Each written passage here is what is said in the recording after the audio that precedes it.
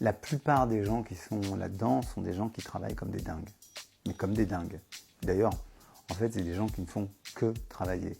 Et leur famille le leur reproche souvent d'ailleurs avec amertume et parfois ça a des effets très délétères sur leurs enfants quand c'est pas bien maîtrisé.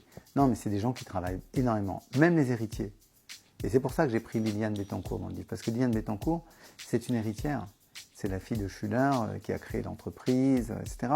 Elle est mariée à un homme un chef, un ancien officier, chef d'entreprise qui est très, très habile, qui va faire de la politique, qui va être ministre, qui est André Bettencourt.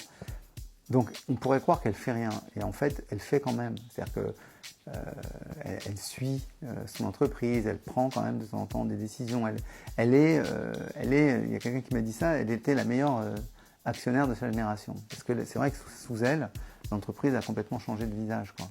Mais la plupart des gens travaillent beaucoup, beaucoup. Il y a très peu de milliardaires qui ne font rien, en fait. Parce qu'en général, si on ne fait rien, on finit dépouillé. Faut être clair, hein. Il y a tellement de solliciteurs, tellement de gens qui interviennent, etc.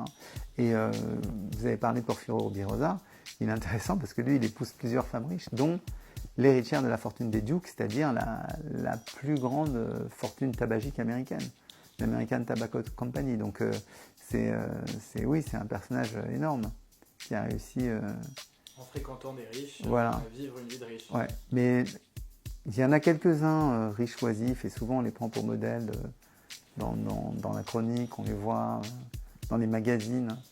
Il y en a quelques-uns comme ça, mais la plupart... non,